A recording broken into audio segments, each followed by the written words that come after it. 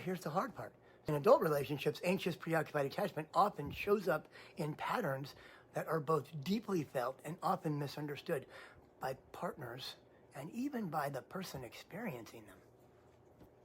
You might notice yourself repeatedly checking your phone, sending just making sure you're okay messages, apologizing even when you haven't done anything wrong, doing emotional labor to keep the peace, or managing your partner's moods, avoiding conflict, cushioning their discomfort.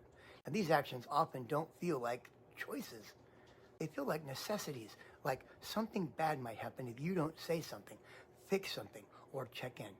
You may find yourself saying yes to things you don't really want, downplaying your own needs, or rearranging your plans just to avoid the risk of seeming difficult or disappointing. When there's been conflict, you might push for resolution too quickly, wanting to talk before either of you is ready, needing to clear the air immediately. Not because you're trying to control, but because the emotional distance feels unbearable. There's often a hyper-awareness of your partner's signals. You watch their tone, their pauses, the timing of their replies, and your nervous system fills in the blanks with worst-case meanings. They're mad at me. They're tired of me. They're pulling away. When this internal pressure builds, you may reach for closeness in bigger ways, with more texts, more affection, more care. But here's the hard part. Sometimes the very intensity of that effort makes your partner feel overwhelmed and they start to back away.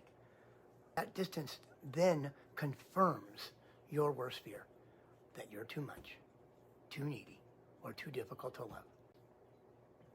This creates what's known in attachment theory as a protest cycle, a feedback loop where the behaviors meant to preserve connection sometimes push it further out of reach.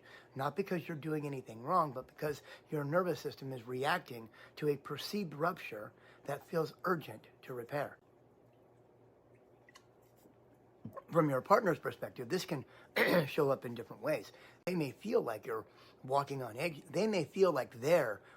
eggshells, unsure of how to meet your need for reassurance.